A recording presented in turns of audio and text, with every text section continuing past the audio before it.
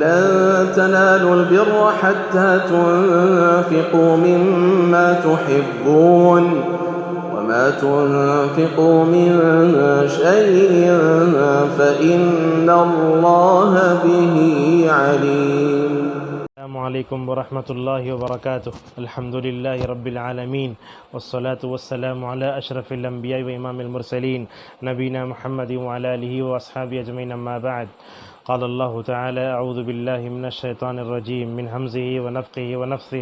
لن تنالوا البر حتى تنفقوا مما تحبون وما تنفقوا من شیء فإن اللہ بہ علیم. معزز حاضرین، چوتھے پارے کا خلاصہ الحمدللہ ہم آپ کے سامنے پیش کر رہے ہیں.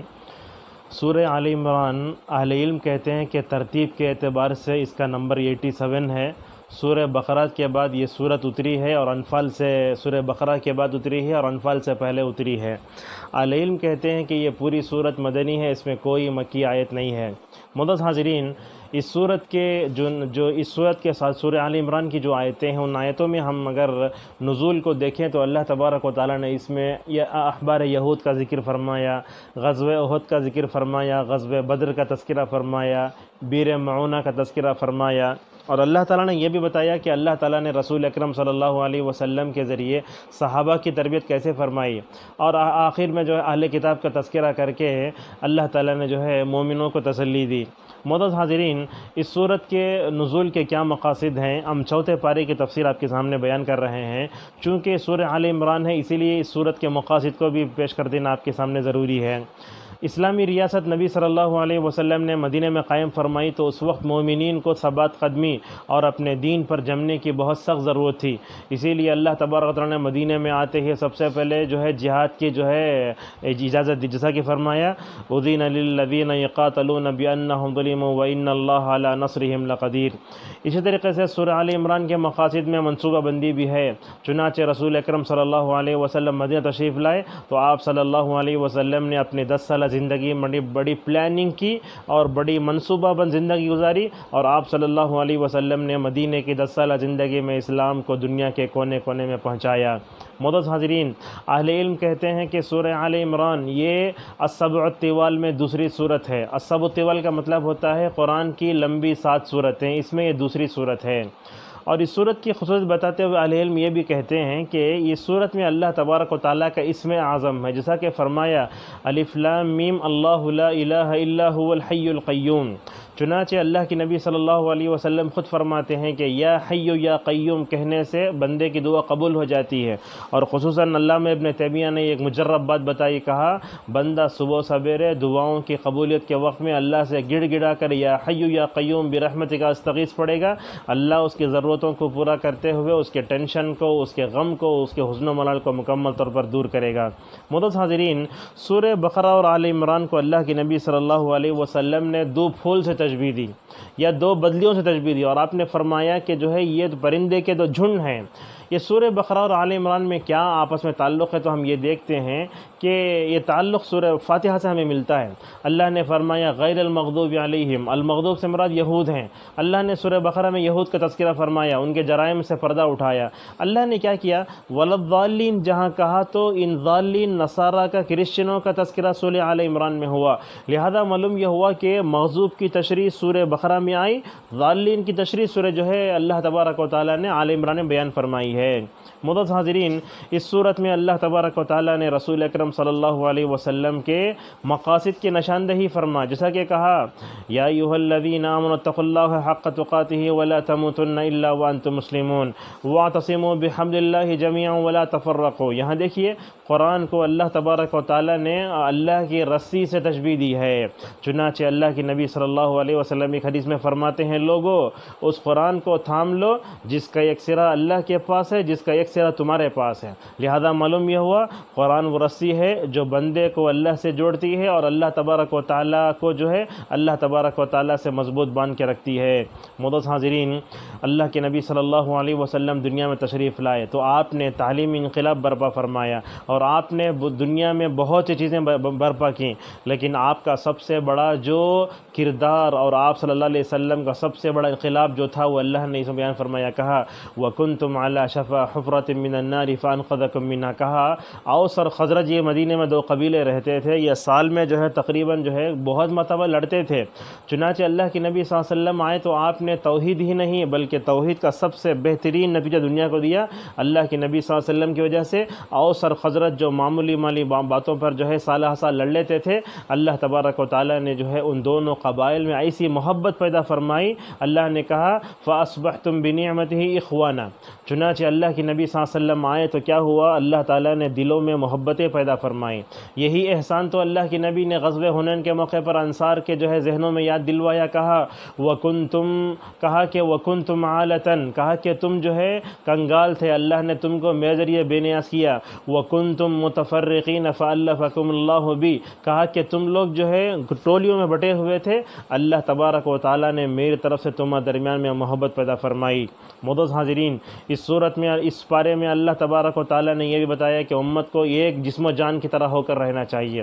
آج ہم دیکھتے ہیں کہ امت پارا پارا ہو چکی ہے۔ ابھی کرونا وائرس کے پس منظر میں اگر حالات کو دیکھیں، تبلیغی جماعت کا جو سانحہ پیش آیا، اس کو ہیلا بنا کر کے یا اس کی آڑ میں سارے مسلمانوں کے خلاف ایک محاذ جو کھولنے کی سازش ہوئی تھی، ایسے موقع پر ہم نے دیکھا الحمدللہ امت مسلمہ مسلک جماعت تعصب سب چھوڑ کر ایک جو ہے سیسا پلا ہوئے دیوار کی طرح ہو گئی، اور سارے مسلمانوں نے ایسے موقع پر تمام تحریکوں نے تمام تنظیموں نے مکمل طور پر جو ہے تبلیغ جماعت کا مکمل طور پر کھل کر دفاع کیا، اور ایسا ہونا بھی چاہیے۔ اور اللہ کے نبی صلی اللہ علیہ وسلم نے خوشخبری سنائی، جو بندہ دنیا میں کسی مومن کی جو ہے تکلیف دور کرے گا، اللہ تعالیٰ اس سے قیامت کی تکلیف کو دور کرے گا۔ معزز حاضرین، اتحاد امت بہت ضروری ہے، لیکن اتحاد امت صرف نعرہ لگانے سے نہیں آئے گا، بلکہ اتحاد امت کیسے آتا ہے؟ فرمایا اتحاد امت کی سب سے پہلی بنیاد ہے کہ قرآن پر ہم جو ہے متحد ہو جائیں، اور قرآن کو بھی سمجھے فہم صحابہ کی بنیاد پر،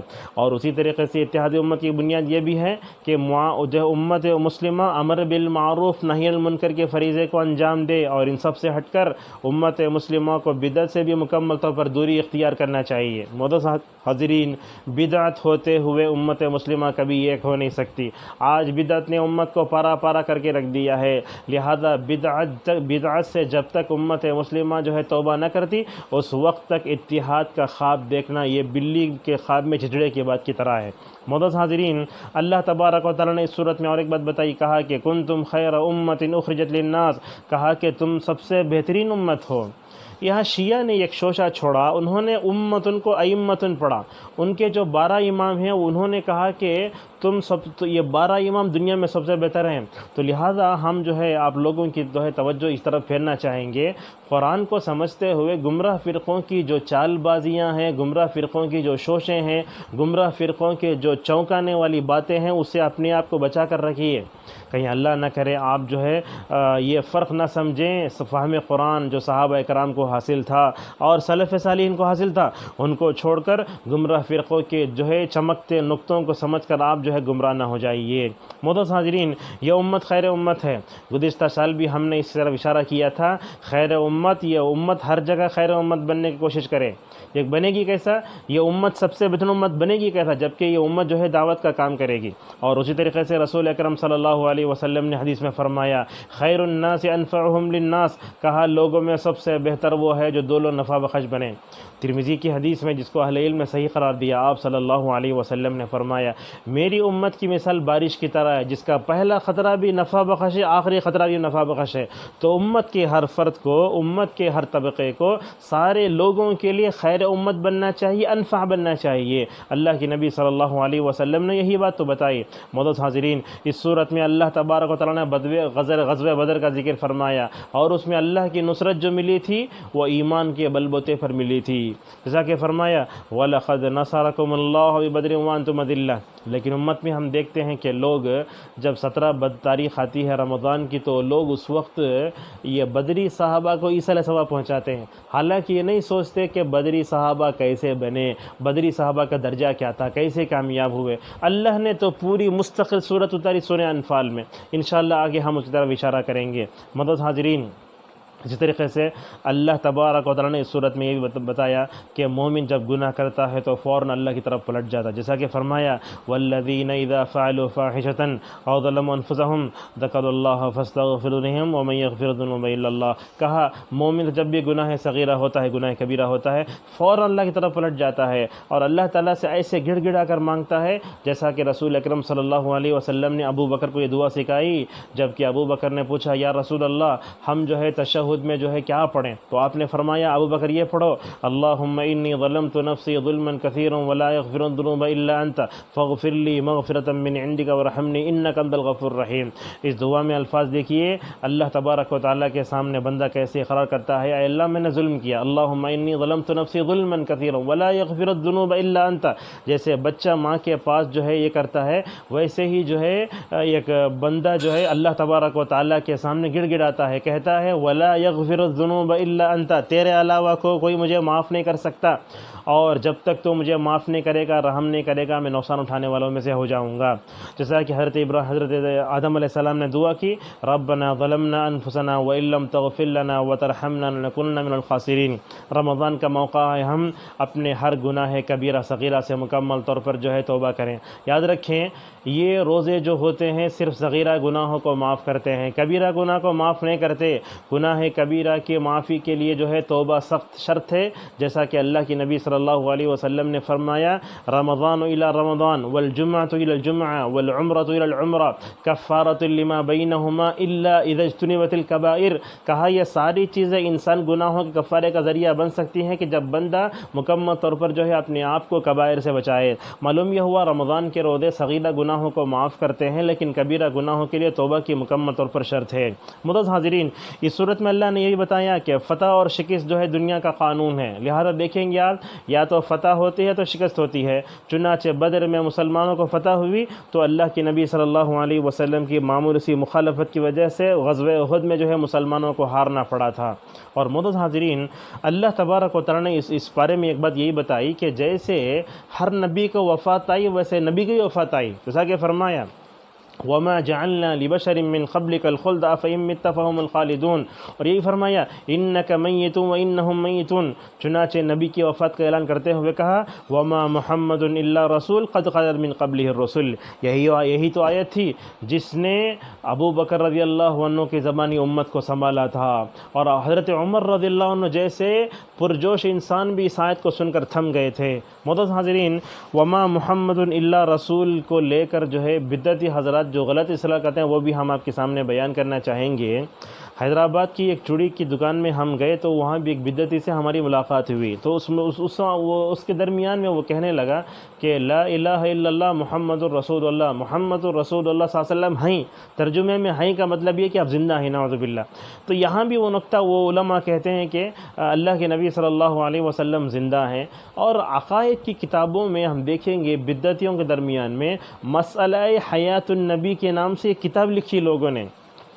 اب سوال یہ ہے کہ کیا نبی زندہ ہے تو کیسے ہے؟ اور حدیث میں خود ہے، علامہ البانی نے اس حدیث کو صحیح قرار دیا ہے، الانبیاء واحیاء فی قبورہم یصلون، سلسلہ صحیح میں یہ حدیث ہے، کہا انبیاء اپنی قبروں میں زندہ ہیں، نماز بھی پڑھتے ہیں۔ چنانچہ یہ برزخ کی زندگی ہے، ہمارے آنکھوں سے اوجھل ہے، اور جو آنکھوں سے اوجھل ہے اس کے بارے میں جو ہے زیادہ عقل، اپنی رائے اجتہاد کا عقل دخل کرنا یہ صحیح بھی نہیں ہے۔ اور ایک بات یہ بھی معلوم ہوتی ہے کہ جو باتیں عقیدے سے متعلق رکھتی ہیں اس میں قیاس داخل نہیں ہوتا، لہذا برزخ کی زندگی ہے، زندے ہیں، بس اتنا ہی ہمیں مکمل طور پر یہ کرنا چاہیے، لیکن وہ زندے ہیں، ہماری آوازوں کو سنتے ہیں، اس طرح کی باتیں کرنا ہمارے لیے صحیح نہیں ہے۔ معزز حاضرین، علامہ البانی رحمۃ اللہ علیہ فرماتے ہیں کہ الانبیاء احیاء فی قبورہم یصلون، یہ حدیث سلسلۃ الصحیحہ میں ذکر کیا ہے اور کہا کہ یہ حدیث طرق کے اعتبار سے صحیح ہے، لہذا جو برزخ کی زندگی ہے وہ غیب میں سے ہے اور ہماری آنکھوں سے اوجھل ہے، لہذا دنیاوی زندگی پر اس کو قیاس بھی نہیں کیا جا سکتا، لہذا انبیاء کو پکارنا، مدد کے لیے پکارنا شرک ہے۔ دانیال علیہ السلام عہد فاروقی میں زندے ملے تو حضرت عمر فاروق رضی اللہ عنہ نے ان کو زندہ دفن کرنے کا حکم دے دیا۔ علامہ ابن القیم رحمۃ اللہ علیہ دانیال کے دفن کیے جانے واقعے کے پس منظر میں فرماتے ہیں کہ ان کو اگر دفن نہ کیا جاتا تو پتہ نہیں جو ہے امت کفر شرک میں مبتلا ہو جاتی۔ اس واقعے سے حضرت عمر رضی اللہ عنہ کی دور اندیشی کا مکمل طور پر ہمیں اندازہ ہوتا ہے۔ معزز حاضرین، اسی طریقے سے اس صورت میں اللہ تبارک و تعالی نے غزوہ احد کا تذکرہ فرمایا، یہ بھی بتایا غزوہ بدر میں مسلمان جیتے لیکن غزوہ احد میں مسلمانوں نے جیتی ہوئی جنگ ہاری۔ اس کا سبب یہ تھا کہ انہوں نے انجانے میں رسول اکرم صلی اللہ علیہ وسلم کی مخالفت اور نافرمانی کی تھی۔ لہٰذا اللہ مومنوں کو بتانا چاہتا ہے، مومنوں غزوہ احد میں اور جو ہے میدان احد میں مسلمان نبی صلی اللہ علیہ وسلم کی ادنا سی نافرمانی کر کے ناکام ہو گئے۔ اگر تم زندگی کے سارے میدانوں میں کامیاب ہونا چاہتے ہو تو تمہیں رسول اکرم صلی اللہ علیہ وسلم کی مطابقت اور آپ کی اتباع کرنا ہوگا، ورنہ تو جو آدمی دنیا میں رسول اکرم صلی اللہ علیہ وسلم کی نافرمانی کرتا ہے تو اس کو تنبیہ کرتے ہوئے اللہ نے سورہ نور کے آخر میں فرمایا فَلْيَحْذَرِ الَّذِينَ يُخَالِفُونَ عَنْ أَمْرِهِ أَن تُصِيبَهُمْ فِتْنَةٌ أَوْ يُصِيبَهُمْ عَذَابٌ أَلِيمٌ۔ معزز حاضرین، سورہ آل عمران میں چوتھے پارے میں نبی صلی اللہ علیہ وسلم کی ثبات قدمی کا بھی ذکر ہے۔ احد میں جب عثمان رضی اللہ عنہ نبی کی شہادت کی خبر سن کر بھاگنے لگے، کئی صحابہ بھی بھاگنے لگے، لیکن اس موقع پر نبی صلی اللہ علیہ وسلم تیر کھاتے ہوئے میدان جنگ میں تھے۔ اس طریقے سے غزوہ حنین میں بھی جب سارے صحابہ بھاگ رہے تھے، حوازن و ثقیف کے جو ہے تیروں کو دیکھ کر، اس وقت بھی اللہ کے نبی صلی اللہ علیہ وسلم کے ابو بکر عمر بھی تھے۔ تو ان دونوں واقعات سے معلوم ہوتا ہے کہ اللہ کے نبی صلی اللہ علیہ وسلم بڑے شجاعت پسند انسان تھے اور آپ کو ثبات قدمی کا مال درجے کی تھی۔ اسی طریقے سے معزز حاضرین، یہودیوں کے تعلق سے اللہ نے یہ بتایا کہ انہوں نے اللہ کی ذات پر حملہ کیا تھا۔ انہوں نے کہا کہ اللہ فقیر ہے، یہ اللہ فقیر ہے۔ اللہ کی ذات پر حملہ کب کیا انہوں نے؟ جبکہ اللہ تعالیٰ نے یہ آیت اتاری من ذا الذی یقرض اللہ قرضا حسنا۔ یہودی آ کر محمد سے کہنے لگے اے نبی، اے محمد، تمہارا رب جو ہے ہم سے قرض مانگتا ہے، کنگال ہو گیا ہے، نعوذ باللہ۔ اور یہودیوں نے اور اللہ پر اور ایک حملہ کیا اور کہا کہ اللہ کے ہاتھ بندھے ہوئے ہیں۔ وقالت الیہود ید اللہ مغلولہ، اللہ نے کہا غلت ایدیہم ولعنوا بما قالوا بل یداہ مبسوطتان۔ سورت کے آخری میں سورہ آل عمران جو آخری سورت ہے، سورہ آل عمران کی آخری 10 آیتیں اللہ کے نبی صلی اللہ علیہ وسلم تہجد میں اٹھ کر جو ہے آسمان کی طرف دیکھ کر پڑھا کرتے تھے۔ لہذا اللہ نے سورہ آل عمران کے آخر میں مسلمانوں کے اخلاق کی تعریف فرمائی کہ وہ اپنے رب کو پہچانتے ہیں، کائنات میں غور کرتے ہیں، حسن خاتمہ کی دعا کرتے ہیں اور آخرت کی خطرناک جواب دہی سے اور اسی طریقے سے اس دن ہونے والی رسوائی سے پناہ مانگتے ہوئے کہتے ہیں وَلَا تُخْزِنَا يَوْمَ الْقِيَامَةِ إِنَّكَ لَا تُخْلِفُ الْمِيعَادَ۔ سورہ آل عمران کے آخر میں اللہ تبارک و تعالیٰ نے کفار کی ظاہر ترقی کو دیکھ کر مسلمانوں کو جو ہے اپنا دل چھوٹا نہ کرنے کے لیے کہا اور جو ہے فرمایا لا یغرنک تقلب الذین کفروا فی البلاد، کہا کہ یہ لوگ جو ہے دنیاوی اعتبار سے بہت کچھ ہو سکتے ہیں، یعلمون ظاہرا من الحیات الدنیا وہم عن الآخرۃ ہم غافلون، لیکن مومن کی نظر ہمیشہ آخرت پر ہوتی ہے۔ چنانچہ ان کی وسائل کی طرح مادی اعتبار سے، پیسوں کے اعتبار سے، ظاہری چمک دمک سے دیکھ کر ہم کو جو ہے اپنے دل چھوٹا نہیں کرنا چاہیے۔ جیسا کہ اللہ کے نبی صلی اللہ علیہ وسلم کے جسم پر عمر نے جو ہے حصیر کے نشانات دیکھے تو جو ہے عمر نے کہا یا رسول اللہ، آپ اتنے بڑے ہو کر آپ کی یہ حالت میں ہیں؟ تو اللہ کے نبی نے اس موقع فرمایا عمر، کیا تم اس بات سے راضی ہو کہ اللہ ان کو دنیا میں دے اور ہم کو آخرت میں دے؟ تو راوی حدیث کہتے ہیں کہ حضرت عمر رضی اللہ عنہ کی آنکھوں میں آنسو آ گئے۔ ترمذی کی حدیث سے ہم اپنی بات کو ختم کرتے ہیں۔ اللہ کے نبی صلی اللہ علیہ وسلم نے فرمایا من كانت همه الدنيا جعل الله فقره بين عينيه وفرق عليه شمله، کہا کہ جو آدمی دنیا کو چاہتا ہے اللہ تعالیٰ فقر و فاقہ اس کی آنکھوں کے سامنے لکھ دیتا ہے، اسے جو ہے اس کی ضرورتیں بھی پوری نہیں کرتا اور دنیا اسے اتنی ہی ملتی ہے جتنا اسے جو ہے لکھا گیا ہے۔ لیکن جو آدمی آخرت چاہتا ہے تو اللہ تعالیٰ اس کی جو ہے ضرورتوں کو پورا کرتا ہے، اس کے دل میں جو ہے بے نیازی ڈال دیتا ہے اور دنیا اس کے سامنے گھٹنے ٹیکنے پر مجبور ہو جاتی ہے۔ لہذا لہذا شریعت نے دین دنیا آخرت کا جو متوازن تصور دیا ہم جو ہے اسی تصور کو لے کر چلے، جیسا کہ اللہ کے نبی صلی اللہ علیہ وسلم نے ابو الدرداء اور سلمان کے واقعے میں کہا، صدق سلمان، کہا کہ ابو الدرداء اپنے بیوی کا حق دینے میں تھوڑا سا پیچھے ہٹتے ہیں، تو لہذا سلمان کے ذریعے ابو الدرداء گھر کی اصلاح ہوئی، تو اس موقع پر جو ہے نبی صلی اللہ علیہ وسلم نے کہا کہ سلمان نے سچ کر دکھایا۔ تو معلوم یہ ہوا کہ دین دنیا آخرت کا جو متوازن تصور اسلام نے ہمیں دیا ہے اسی پر ہمیں مکمل طور پر جو ہے رہنا چاہیے۔ انشاءاللہ کل سورہ نساء کا خلاصہ ہم آپ کے سامنے پیش کریں گے۔ اللہ تعالی ہم سب کو جو باتیں بتائی گئی ہیں اس خیر کو اپنانے اور دوسروں تک پہنچانے توفیق عطا فرمائے۔ وآخر دعوانا الحمدللہ رب العالمین۔